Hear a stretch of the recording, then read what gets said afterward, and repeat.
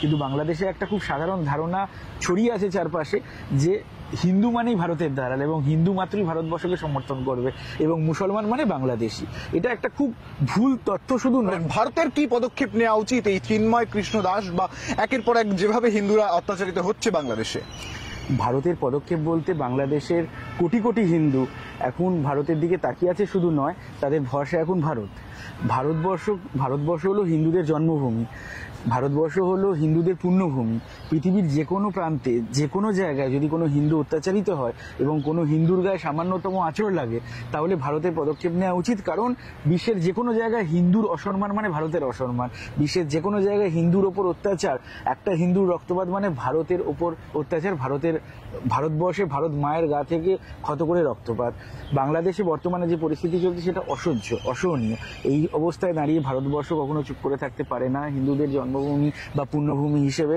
এবং ভারতের যেটা এই মুহূর্তে করা উচিত বলে আমার মনে হয়, ভারতের কেন্দ্রীয় সরকার এবং তার সাথে আমি মনে করি কেন্দ্রীয় সরকার তো অবশ্যই পদক্ষেপ নেবে, তার সাথে ভারতবর্ষের প্রত্যেকটা প্রদেশে প্রত্যেকটা স্থানে হিন্দুদের এই মুহূর্তে প্রত্যেকটি রাজ্য সরকারের কাছে আবেদন জানানো উচিত যে সেই রাজ্য থেকে যেন কেন্দ্রকে জানানো হয় এবং নিজেরা একটা প্রতিবাদ মিছিল তৈরি করা যায়, যেখানে যখন প্রতিবাদটা একসাথে এককাট্টাভাবে হবে তখন বাধ্য হবে বাংলাদেশ সরকার। কারণ বাংলাদেশ সরকারের কি ক্ষমতা? বাংলাদেশের এমন বিশাল কিছু ক্ষমতা নেই। অত্যাধিক ম্যাক্সিমাম ক্ষেত্রে তোরা ভারতের ওপর নির্ভরশীল। শুধু নয়, ওদের ব্যবসা বাণিজ্য চলে ভারতের ওপর। সুতরাং এইভাবে একজন প্রভু, চিন্ময় প্রভু, যিনি বাংলাদেশে, উনি কি চেয়েছেন? উনি কারোর ওপর অত্যাচার করতে বলেননি, উনি কোনো ধর্মস্থান ভাঙতে বলেননি, উনি জোরপূর্বক কোনো অন্যায় করতে বলেননি। উনি শুধু বলেছেন যে আমাদের 8 দফা দাবি আছে, যার মধ্যে আমাদের ধর্মস্থান রক্ষা, আমাদের ধর্মের নারীদের রক্ষা, আমাদের যে সমস্ত পুজো মণ্ডপে ভাঙচুর হচ্ছে বা পুজো না করতে দেওয়া হচ্ছে না সেটার বিরুদ্ধে উনি আন্দোলন করেছেন। ওনার যেটা মূল দাবি ছিল সেটা হচ্ছে আমি আমার ধর্ম স্বাধীনভাবে পালন করব, আমি তোমার ধর্মকে কোনো অসম্মান করছি না বা তোমার ধর্মের ওপর আমার কোনো রাগ বা ঘৃণা নেই, কিন্তু তোমার উচিত, একজন সহিষ্ণু মানুষ হিসেবে তোমার উচিত যে সেই দেশের সমস্ত মানুষ যাতে নিজের ধর্ম পালন করার অধিকার পায়। শুধু নয়, সেই দেশের সমস্ত মানুষ যাতে সুখে শান্তিতে থাকে। আর যদি বাংলাদেশে কোনো অসুবিধে হয় বা বাংলাদেশে যদি কোনো অরাজকতা পরিস্থিতির সৃষ্টি হয়, তাতে কি সেই বাংলাদেশের মুসলমানরাও খুব ভালো থাকবে? একটা দেশ যখন অরাজক হয় বা একটা দেশে যখন অস্থিরতা তৈরি হয়, তার আঁচ সমস্ত মানুষের ওপর পড়বে। আজকে ওখানে হিন্দুদের ওপর অত্যাচারের ফলে যে অবস্থা হচ্ছে, তাতে বাংলাদেশের মুসলমানরা, সংখ্যাগরিষ্ঠ মানুষের গায়েও সেই আঁচ পড়বে।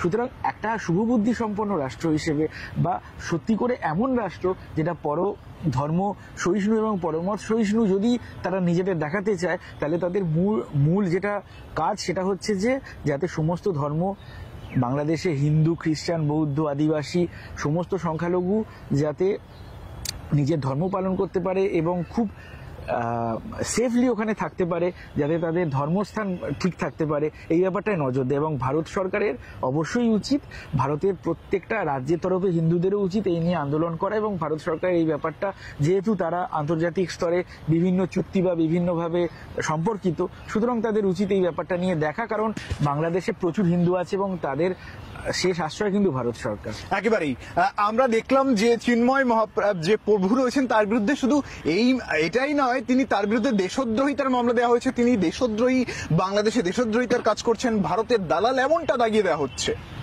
বাংলাদেশে এটা শুধুমাত্র আজকে যে চিন্ময় প্রভুর ক্ষেত্রে সেটা নয়, এর আগে বাংলাদেশের ক্রিকেটের ক্ষেত্রে, বাংলাদেশের যে কোনো কিছুর ক্ষেত্রে হিন্দুদের সবসময় ভারতের দালাল মনে করা হয়। কারণ বাংলাদেশে একটা সাধারণ মত বা ওদের প্রচুর, আমি বলছি না বাংলাদেশের সবাই খারাপ, কিন্তু বাংলাদেশে একটা খুব সাধারণ ধারণা ছড়িয়ে আছে চারপাশে যে হিন্দু মানেই ভারতের দালাল এবং হিন্দু মাত্রই ভারতবর্ষকে সমর্থন করবে এবং মুসলমান মানে বাংলাদেশি।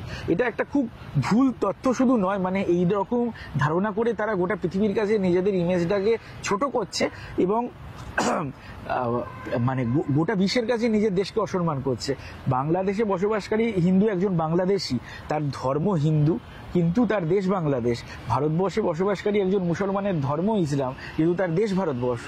সুতরাং বাংলাদেশে যদি কেউ হিন্দু ধর্ম পালন করে, হতে পারে ভারতবর্ষ হিন্দুদের জন্মভূমি, হতে পারে ভারতবর্ষ হলো হিন্দুইজমের উৎপত্তি স্থল, কিন্তু সেই বলে পৃথিবীর যে কোনো দেশে হিন্দু মানেই সে ভারতের দালাল হতে পারে না। একইভাবে বাংলাদেশে হিন্দু মানে ভারতের দালাল কেন হবে? আজকে তারা বাংলাদেশে আছে, তারা তো ওই দেশ ছেড়ে চলে আসেনি, বা দেশভাগের সময় তো তারা ভারতবর্ষে, দেশভাগের পর অত্যাচারে বহু মানুষ ভারতে পালিয়ে এসছেন, অত্যাচারিত হয়ে পালিয়ে এসছেন। কিন্তু এখনো যারা রয়ে গেছে তারা কেন রয়ে গেছে? তারা বাংলাদেশকে ভালোবাসে বলেই রয়ে গেছে, নয়তো এত অসুবিধার মধ্যে ওখানে কি পায় হিন্দুরা? সবসময় দ্বিতীয় শ্রেণীর নাগরিক করে রেখে দেওয়া হয়েছে, তাও তারা আছে তাই সেই দেশকে ভালোবাসে বলে।